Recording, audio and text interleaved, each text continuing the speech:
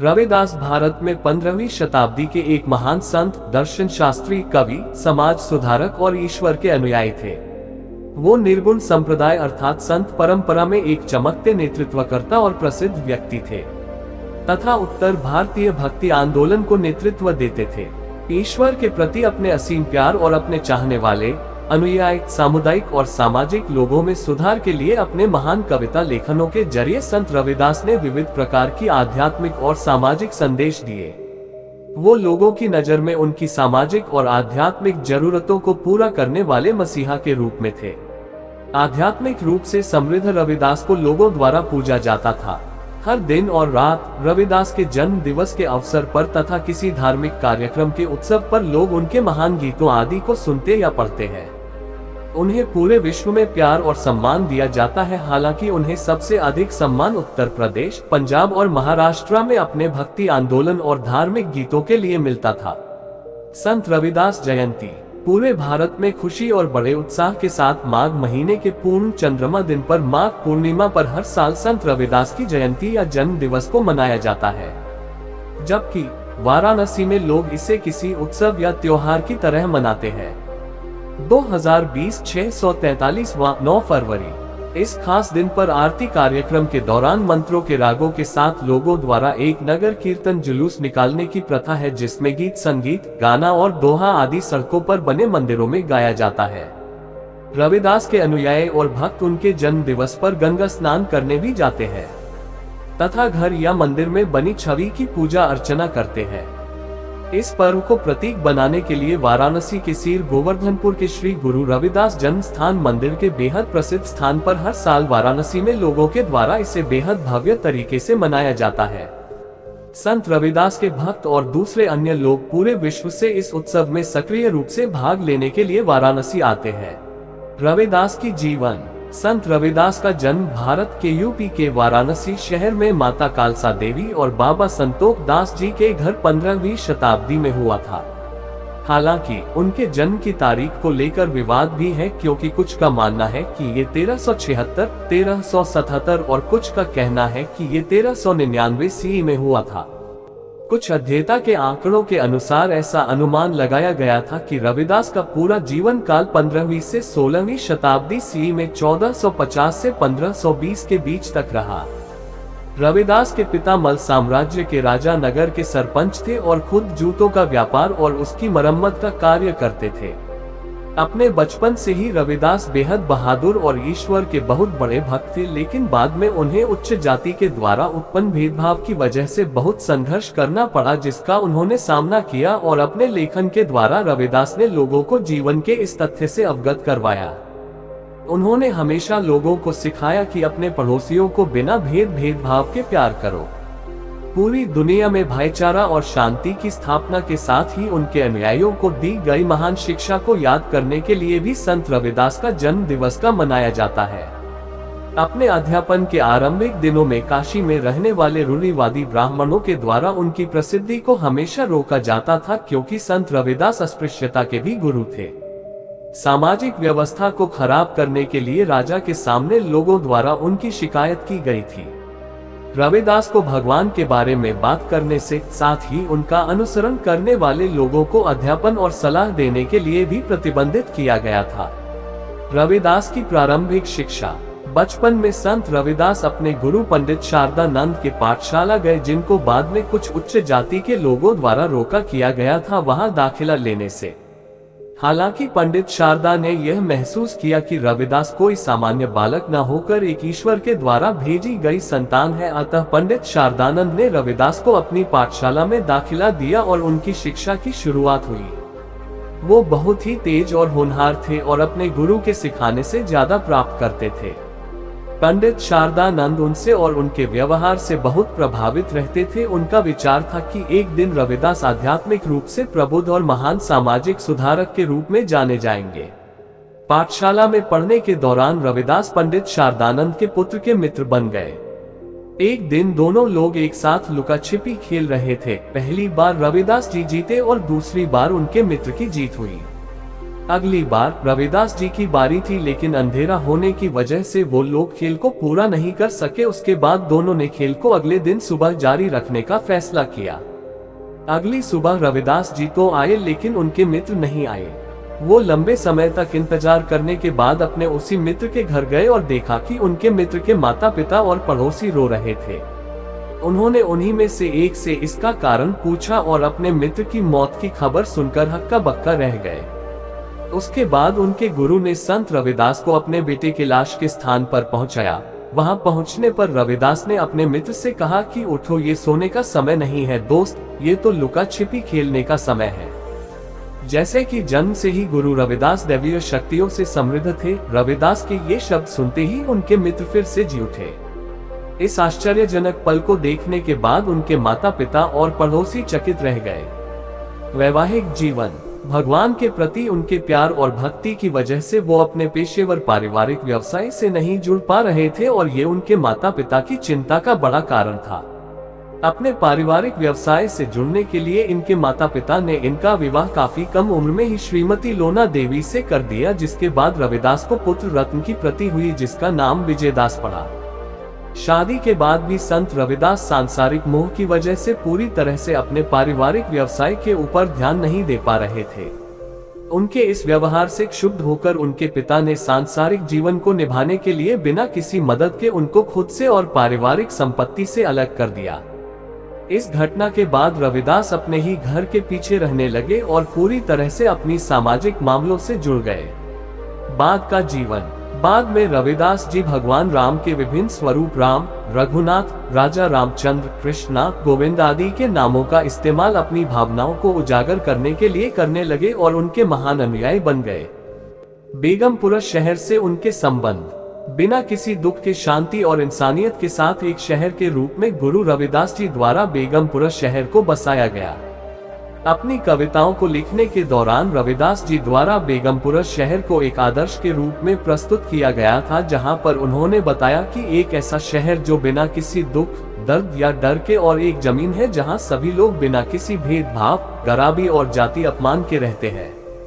एक ऐसी जगह जहां कोई शुल्क नहीं देता, कोई भय, चिंता या प्रताड़ना नहीं हो। मीराबाई से उनका जुड़ाव। संत रविदास जी को मीराबाई के आध्यात्मिक गुरु के रूप में माना जाता है, जो कि राजस्थान के राजा की पुत्री और चित्तौड़ की रानी थी। वो संत रविदास के अध्यापन से बेहद प्रभावित थी और उनकी बहुत बड़ी अनुयायी बनी। अपने गुरु के सम्मान में मीराबाई ने कुछ पंक्तियां लिखी है। गुरु मिलिया रविदास जी। वो अपने माता पिता की एकमात्र संतान थी जो बाद में चित्तौड़ की रानी बनी।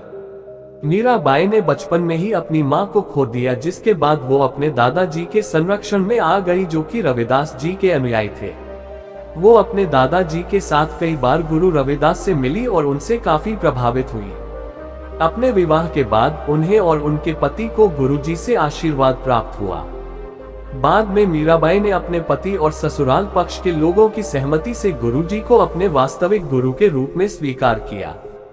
इसके बाद उन्होंने गुरु जी के सभी धर्मों के उपदेशों को सुनना शुरू कर दिया, जिसने उनके ऊपर गहरा प्रभाव छोड़ा और वो प्रभु भक्ति की ओर आकर्षित हो गई। कृष्ण प्रेम में डूबी मीराबाई भक्ति गीत गाने लगी और दैवीय शक्ति का गुणगान करने लगी। अपने गीतों में वो कुछ इस तरह कहती थी। गुरु मिलिया रविदास जी दीनी ज्ञान की गुटकी, चोट लगी निज नाम हरि की महारे हिवरे खटकी। दिनों दिन वो ध्यान की ओर आकर्षित हो रही थी और वो अब संतों के साथ रहने लगी थी। उनके पति की मृत्यु के बाद उनके देवर और ससुराल के लोग उन्हें देखने आए, लेकिन वो उन लोगों के सामने बिल्कुल भी व्यग्र और नर्म नहीं पड़ी, बल्कि उन्हें तो आधी रात को उन लोगों के द्वारा गंभीरी नदी में फेंक दिया गया था। लेकिन गुरु रविदास जी के आशीर्वाद से वो बच गई। एक बार अपने देवर के द्वारा दिए गए जहरीले दूध को गुरुजी द्वारा अमृत मानकर पी गई और खुद को धन्य समझा। उन्होंने कहा कि विष को प्याला राणा जी मिलाए दो, मेरा थानी ने पाए कर चरणामृत पी गई रे, गुण गोविंद गाये।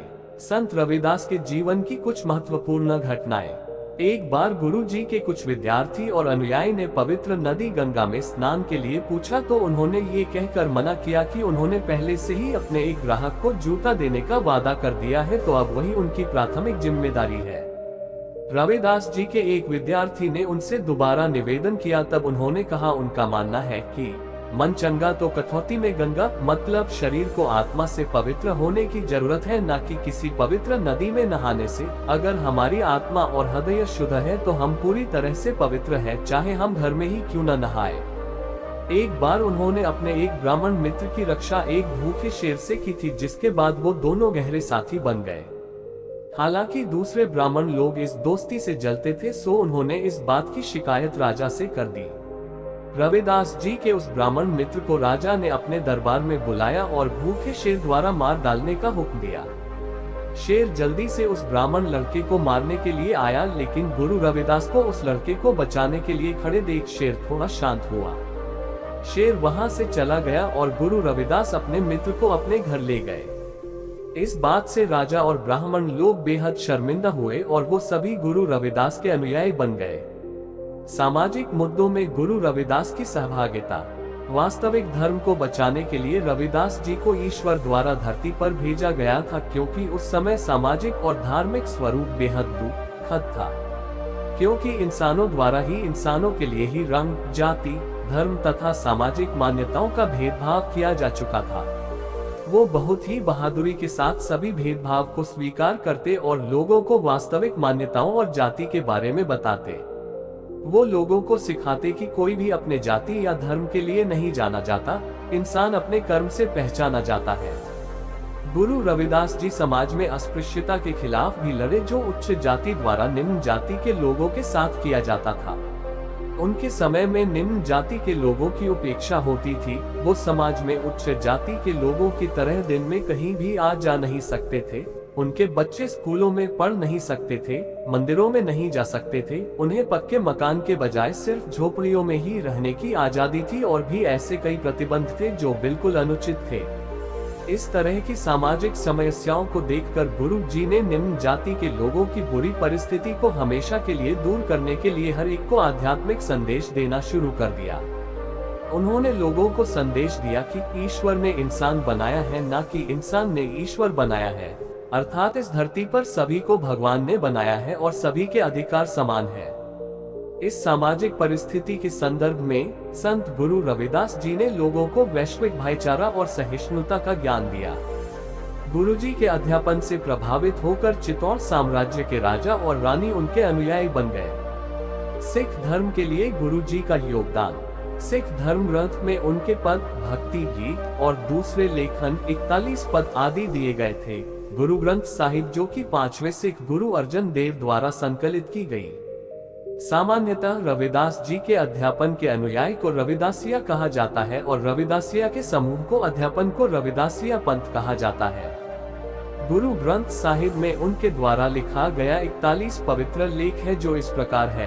रागासिरी 1, गौरी 5, असाक 6, गुजारी 1, सोर्थ 7, धनसरी 3, जैतसारी 1, सुही 3, बिलावल 2, गौंड 2, रामकली 1, मारू 2, केदारा 1, भायरू 1, बसंत 1 और मल्हार 3। ईश्वर के द्वारा उनकी महानता की जांच की गई थी। वो अपने समय के महान संत थे और एक आम व्यक्ति की तरह जीवन को जीने की वरीयता देते हैं। कई बड़े राजा, रानियों और दूसरे समृद्ध लोग उनके बड़े अनुयायी थे, लेकिन वो किसी से भी किसी प्रकार का धन या उपहार नहीं स्वीकारते थे। एक दिन भगवान के द्वारा उनके अंदर एक आम इंसान के लालच को परखा गया। एक दर्शन शास्त्री गुरु रविदास जी के पास एक पत्थर लेकर आए और उसके बारे में आश्चर्यजनक बात बताई कि ये किसी भी लोहे को सोने में बदल सकता है।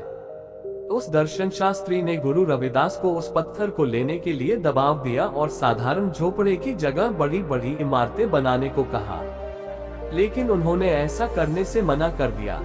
उस दर्शन शास्त्री ने फिर से उस पत्थर को रखने के लिए गुरुजी पर दबाव डाला और कहा कि मैं इसे लौटते वक्त वापस ले लूंगा, साथ ही इसको अपनी झोपड़ी के किसी खास जगह पर रखने को कहा। गुरुजी ने उसकी ये बात मान ली। वो दर्शन शास्त्री कई वर्षों बाद लौटा तो पाया कि वो पत्थर उसी तरह रखा हुआ है। गुरुजी के इस अटलता और धन के प्रति इस विकर्षणता से वो बहुत खुश हुए। उन्होंने वो कीमती पत्थर लिया और वहां से गायब हो गए। गुरु रविदास ने हमेशा अपने अनुयायियों को सिखाया कि कभी धन के लिए लालची मत बनो। धन कभी स्थायी नहीं होता, इसके बजाय आजीविका के लिए कड़ी मेहनत करो।